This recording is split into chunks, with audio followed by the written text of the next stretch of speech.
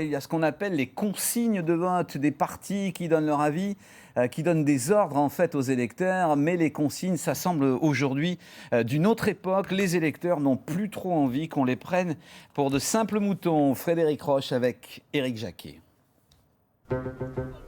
Pas une minute à perdre. Tractages et débats ont repris dès lundi pour les sélectionner au deuxième tour des législatives. Pour les candidats et partis à éliminer, une question se pose. Que vais-je faire? La grande interrogation reste le positionnement face à l'extrême droite. Que faire dans le cas d'un duel majorité présidentielle Rassemblement national ou RN contre LR? Dans le camp macroniste, ça semble tranché. Pas une voix pour l'extrême droite.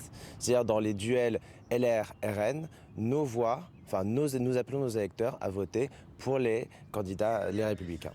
Côté LR, la direction du parti invite à ne donner aucune voix aux extrêmes, consigne qui n'est pas reprise par les représentants locaux. Il serait vain, il serait même présomptueux de penser que parce qu'on donnerait une consigne, l'électeur suivrait cette consigne. Et quand on est en démocratie, quand on est en République, eh bien on laisse tout simplement les citoyens s'exprimer et leur choix sera le bon.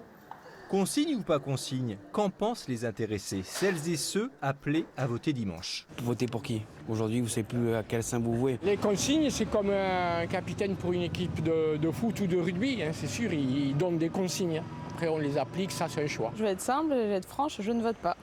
D'accord, donc les consignes... Je m'en fous. Au-delà des consignes entre les deux tours, la vraie problématique de ce scrutin semble le taux de participation. Rappelons que le week-end dernier, plus d'un électeur sur deux ne s'est pas déplacé. Taux d'abstention record dans les Alpes-Maritimes avec le chiffre de 54,8%.